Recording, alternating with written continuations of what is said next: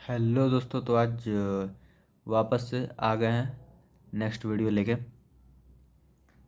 तो आज हम लोग डिस्कस करने वाले हैं सेकंड लास्ट हमारा लेक्चर होगा। हमने लेक्चर 6 तक पढ़ लिया, तो आज ये लेक्चर हमारा 7 होने वाला होगा। इसमें हम लोग पढ़ेंगे how the traits get expressed, मतलब कि expression of trades,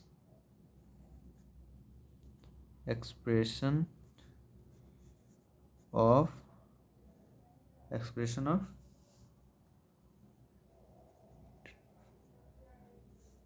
trades, expression of traits. ठीक है, तो आज का ये हमारा टॉपिक रहने वाला है।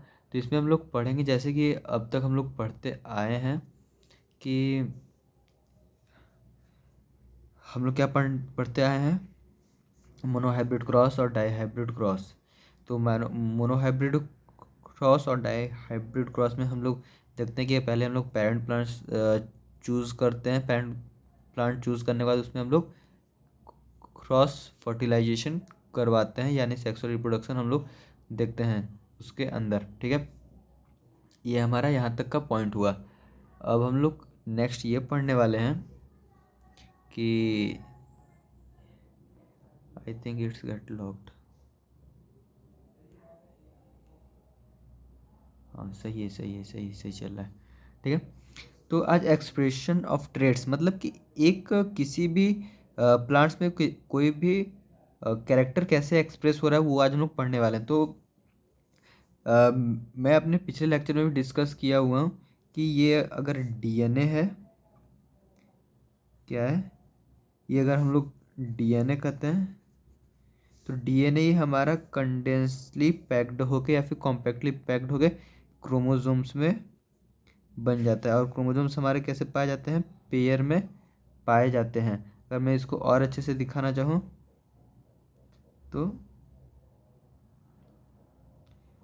ये हमारे क्रोमोसोम्स हुए, क्रोमोसोम्स हैं। ठीक है, तो मैं ये बोल रहा हूँ कि जैसे कि अगर मैंने आपको ये बताया कि अगर हम हाइट की बात करें, अगर हाइट में हमारे पास एक टॉल डोमिनेंट ट्रेट होता है और एक ड्वार्फ रेसेसिव ट्रेट होता है। ड्वार्फ ये रेसेसिव ट्रेट होता है और ये डोमिनेंट ट्रेट होता है। ठीक है, यहाँ तक आप या फिर हम पढ़ चुके हैं। तो मैं ये बोल रहा हूँ कि ये जो डीएनए होता है, ये डीएनए ही ये क्रोमोसोम्स में पाए जाते हैं, और डीएनए के ऊपर ही हमारा क्या होता है, जीन्स लगे होते हैं, जो कि हर एक कैरेक्टर को कैरी करने के लिए रिस्पॉन्सिबल होते हैं। और ये जीन्स ही जाके हमें हमारे अंदर एक्सप्रेशन शो करते हैं, जिससे कि हमें कोई भी कैरेक्टर दिखता है। ये बेसिकली ये पॉइंट बताने से पहले मैं आपको एक पॉइंट बताता हूँ, जो कि है हम लोग हायर क्लासेस में पढ़ते हैं, जिसको हम बोलते हैं central dogma theory. Central dogma theory, ये कुछ मैं एक्स्ट्रा पॉइंट बता रहा हूँ, ये आप चाहे तो नोट डाउन कर सकते हैं या फिर छोड़ सकते हैं अगर नहीं समझ में आए। तो ये सेंट्रल डॉगमा थ्योरी बेसिकली हमारे पास ये कहती है कि अगर डीएनए ही बन रहा है, तो इसको हम लोग कहेंगे डीएनए रेप्लिकेशन। और अगर डीएनए से पहले क्या बनता है, कोई भी कैरेक्टर कैसे एक्सप्रेस होता है, डीएनए से, डीएनए को जीन है और डीएनए से क्या बनते हैं, एमआरएनए बनते हैं। क्या बनता है, एमआरएनए। और ये जो एमआरएनए है, इसके ऊपर हमारे पास कुछ कोड होते हैं, जिससे कि प्रोटीन बनते हैं। प्रोटीन ही हमारे क्या होते हैं, स्ट्रक्चरल और फंक्शनल यूनिट हमारे बॉडी के होते हैं। मतलब अधिकतर चीज़ हमारे बॉडी में किससे मिलके बनी हुई है, तो वो प्रोटीन से मिलके बनी हुई है। तो ये क्या है, स्ट्रक्चरल पार्ट हमारे बॉडी का, मेजरली स्ट्रक्चरल पार्ट ये ही बनाता है। तो डीएनए के बनने को हम लोग क्या कहते हैं, ये हो जाएगा हमारा रेप्लिकेशन। डीएनए से डीएनए बनने को हम लोग रेप्लिकेशन बोलेंगे, और इसे ट्रांसक्रिप्शन बोलेंगे, और इसे हम लोग ट्रांसलेशन बोलने वाले हैं। ये आपको अभी नहीं समझ आया होगा, ये बहुत ही हाई लेवल की बात है। जब आप इलेवेंथ नहीं क्लास 12th में जाएंगे तो आप ये पढ़ेंगे, जो कि वॉटसन साहब या फिर क्रिक साहब ने दी थी। वॉटसन या फिर वॉटसन नहीं, क्रिक साहब ने ये थ्योरी दी थी, ठीक है। तो इस थ्योरी के अनुसार डीएनए अगर डीएनए ही बनाता है तो उसको रेप्लिकेशन बनते हैं, और डीएनए से अगर एमआरएनए बनता है तो उसको ट्रांसक्रिप्शन बोलते हैं, और एमआरएनए से अगर प्रोटीन का फॉर्मेशन होता है तो उसको हम लोग ट्रांसलेशन बोलते हैं। प्रोटीन ही हमारा क्या होता है, यही आगे चल के फंक्शन करता है। तो ये प्रोटीन ही आगे चल के फंक्शन करता है, तो वो कैरेक्टर हमारे पास शो होता है। कैरेक्टर शो होता कैरेक्टर शो होता है, ठीक है। तो ये मतलब कि हमारा लास्ट रिजल्ट क्या है, प्रोटीन फॉर्मेशन। अगर ये प्रोटीन का फॉर्मेशन हो रहा है तो कोई भी कैरेक्टर का एक्सप्रेशन हमारे पास आ जाता है।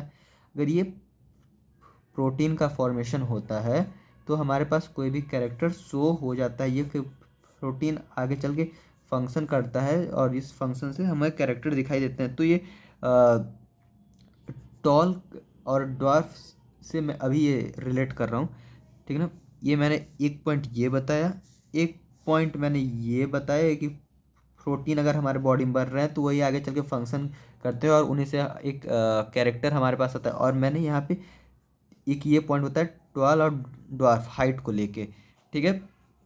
तो मैं फिर से इन तीनों चीज़ों को रिलेट करता हूँ, और एक बहुत ही अच्छे पॉइंट पे पहुँचेंगे जो आपको बहुत ही अच्छा लगेगा लास्ट में पहुँचने के बाद। वहाँ पे ये मान लो कि हमारे पास डीएनए है, और डीएनए ही आगे चल के क्रोमोसोम्स बनाते हैं, और ये इन डीएनए पे हमारे पास क्या होते हैं, जीन्स होते हैं, जो कि जीन से ही हमारे पास कैरेक्टर्स आते हैं। जब ये एक्सप्रेस करते हैं तो हमारे पास कैरेक्टर्स शो करते हैं। तो ये कैसे एक्सप्रेस करते हैं, ये जीन जो है, इस जीन से प्रोटीन बनती है, और वो प्रोटीन क्या करती है, फंक्शन करती है। अगर मान लो कि जैसे कि हम लोग पढ़ते हैं कि हमारे पास बहुत सारे हार्मोन होते हैं। हाइट के लिए भी कौन सी हार्मोन, ग्रोथ हार्मोन पाई जाती है, ग्रोथ हार्मोन। और मान लीजिए अगर ये ग्रोथ हार्मोन अगर हमारे पास सेक्रीट अच्छे लेवल में हो रहा है, मतलब कि इसका जो लेवल होता है निकलने का, सेक्रीशन का लेवल होता है, अगर वो लेवल बहुत ज़्यादा हाई है तो हमारे पास टॉल कैरेक्टर आएगी, ठीक है। और अगर वही उस ये हार्मोन की सिक्रीशन अगर कम हो रही है तो हमारे पास ड्वार्फ कैरेक्टर देखने को मिलेगी। तो मैं यहाँ पे ये कॉन्क्लूड कहना चाहता हूँ कि डीएनए के ऊपर जीन्स होते हैं, और जीन्स ही हमारा लास्टली चल के एक्सप्रेशन करते हैं। कैसे एक्सप्रेशन करते हैं, प्रोटीन के मदद से ये एक्सप्रेशन शो करते हैं, क्योंकि जीन्स ही आगे चल के ये प्रोटीन फॉर्मेशन करते हैं, और प्रोटीन फॉर्मेशन होता है तो प्रोटीन आगे चल के फंक्शन करते हैं। कैसे, अगर हाइट की बात करें तो हाइट में हमारे पास एक डोमिनेंट ट्रेट आ रहा है, टॉल। और मतलब हम लोग टॉल को ही क्यों डोमिनेंट ट्रेट बोल रहे हैं और ड्वार्फ को क्यों रेसेसिव बोल रहे हैं, इसके पीछे का ये मकसद है कि अगर हम लोग हाइट की बात करें तो हाइट हमारा ग्रोथ हार्मोन जब सेक्रेट होता है तो उससे हमारी हाइट में टॉलनेस आती है, मतलब हाइट टॉल होता है। लेकिन ये हार्मोन क्या है, ये हार्मोन बेसिकली क्या है, प्रोटीन ही है। अगर इस अगर ये हार्मोन का सेक्रीशन क्या होता है, सेक्रीशन अगर हाई है तो टॉल, मतलब अगर सच में अगर जितने लेवल पे सेक्रेशन होना चाहिए अगर उतना लेवल सेक्रेशन हो रहा है तो ऑब्वियस सी बात है वो टॉलनेस में आएगी। लेकिन नहीं हो पा रहा है, जितना हमें चाहिए हाइट, एक प्रॉपर हाइट के लिए उतना नहीं हो पा रहा है, तो मतलब वो फिर ड्वार्फनेस में हमारे पास आ जाएगी। तो यहाँ से मैंने क्या किया, ये कंक्लूड किया, मतलब क्या कौन सा चीज़ किससे लिंक किया, जीन जीन क्या करता है, हमारे पास एक्सप्रेशन शो करता है किससे, प्रोटीन फॉर्मेशन से। अब ये सर कैसे पता कि प्रोटीन फॉर्मेशन हो गया तो हमारे पास कोई भी कैरेक्टर एक्सप्रेस हो गया कि, तो यहाँ पे उस चीज़ को मैं बताने के लिए यहाँ पे मैंने एक एग्जांपल लिया कि हार्मोन हार्मोन जैसे कि एक प्रोटीन ही होता है, प्रोटीन है।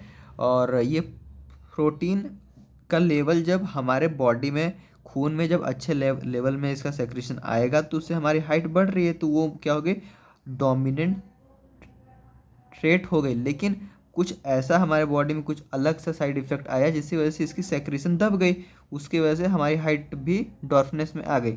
तो उसकी वजह से क्या हुआ कि ये हमारा एक रेसेसिव कैरेक्टर बन गया, ठीक है, रेसेसिव ट्रेट बन गया, रेसेसिव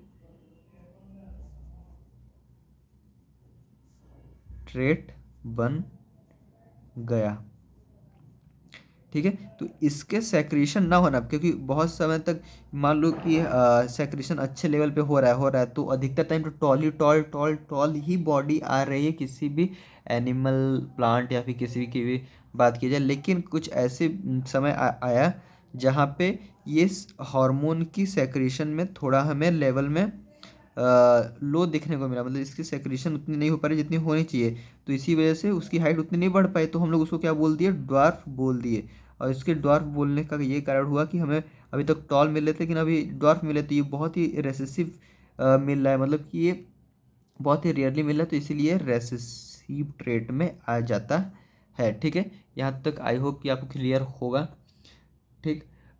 तो मैं यही बताना चाह रहा था कि डीएनए के ऊपर हमारे पास जीन होते हैं और वो जीन ही हमारे पास एक्सप्रेस करते हैं बाय फॉर्मेशन